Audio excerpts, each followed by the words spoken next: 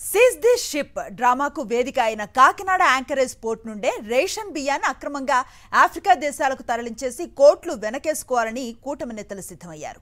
Ration బియ్యం అక్రమ రవాణాను ఎవరూ అడ్డుకోకుండా చూస్తామంటూ రాష్ట్ర మంత్రులే భరోసా ఇచ్చి కమిషన్లు దండుకోవటానికి బిజినెస్ మీటింగ్స్ కూడా నిర్వహించినట్లుగా తెలుస్తోంది. త్వరలోనే మొదటి లోడ్ రేషన్ బియ్యాన్ని దేశం దాటించేయటానికి అంతా సిద్ధం చేసుకున్నట్లుగా తెలుస్తోంది. బాయిల్డ్ రైస్, రా రైస్ ఎగుమతుల్లో అపార అనుభవం ఉన్న ఓ వ్యక్తి సాక్షాత్తు మంత్రి గారికి బియ్యంకుడు కూడా. ఈయన ఆధ్వర్యంలోనే రేషన్ బియ్యం అక్రమ రవాణాకు కూటమి నేతలు సన్నాహాలు చేసేసుకుంటున్నారు. మంత్రికి బియ్యంకుడు కావడంతో ఆఫ్రికా దేశాలకు 12,000 మెట్రిక్ టన్నుల బియ్యాన్ని ఎగుమతి చేసేందుకు అనుమతులు తీసుకున్నారు. ఈ అనుమతుల ముసుగులో రేషన్ బియ్యాన్ని ఎగుమతి చేయడానికి రెడీ అయ్యారు. ఈ మధ్యనే ఈయన గారు ఓ స్టార్ హోటల్లో ఎక్స్పోర్టర్లతో మీటింగ్ పెట్టారు. రేషన్ బియ్యం రవాణాను ఎక్కడా అధికారులు అడ్డుకోకుండా ప్రభుత్వ పరంగా తాను చూసుకుంటానని భరోసా ఇచ్చారు. యాంకరేజ్ పోర్టు గోదాముల వరకు బియ్యం సాఫీగా రవాణా అయ్యేలా తాము చూసుకుంటామన్నారు. కాకపోతే ఇందుకోసం టన్నుకు ఓ 2,000 కమిషన్ కొట్టాలని డిమాండ్ చేశారట. అయితే దానికి ఎగుమతిదారులు సుముఖత చూపలేదు. దీంతో మరోసారి సమావేశం ఏర్పాటు చేసి టన్నుకు 1,500 రూపాయలు ఇస్తే చాలునని ఆఫర్ ఇచ్చారట.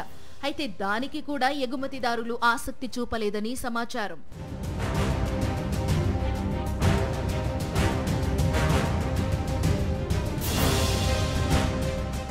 దీంతో కూటమి నేతలు ప్లాన్ మార్చారు. ఈసారి మంత్రిగారి బియ్యంకుడు రైస్ మిల్లర్లతో భేటీ అయ్యారు. రేషన్ బియ్యం సేకరించే బాధ్యతను కొమరిపాలెంకు చెందిన ఓ బడ రైస్ మిల్లర్కు అప్పగించారట.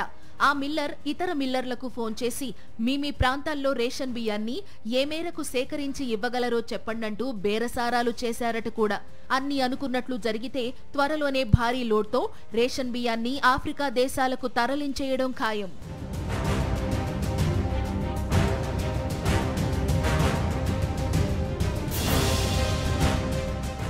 గత ఏడాది ఇదే పోర్టులో civil supplies minister Nadendla Manohar, ఉప ముఖ్యమంత్రి పవన్ కళ్యాణ్లు చాలా హడావుడి చేశారు.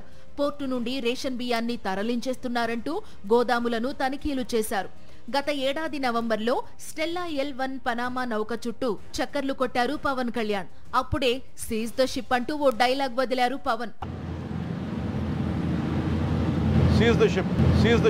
అది సోషల్ మీడియాలో వీర లెవెల్లో వైరల్ అయింది. కామెడీ ఏంటంటే కొద్ది రోజుల్లోనే ఆ స్టెల్లా నౌక అన్నీ క్లియర్ చేసుకుని వెళ్లిపోయింది.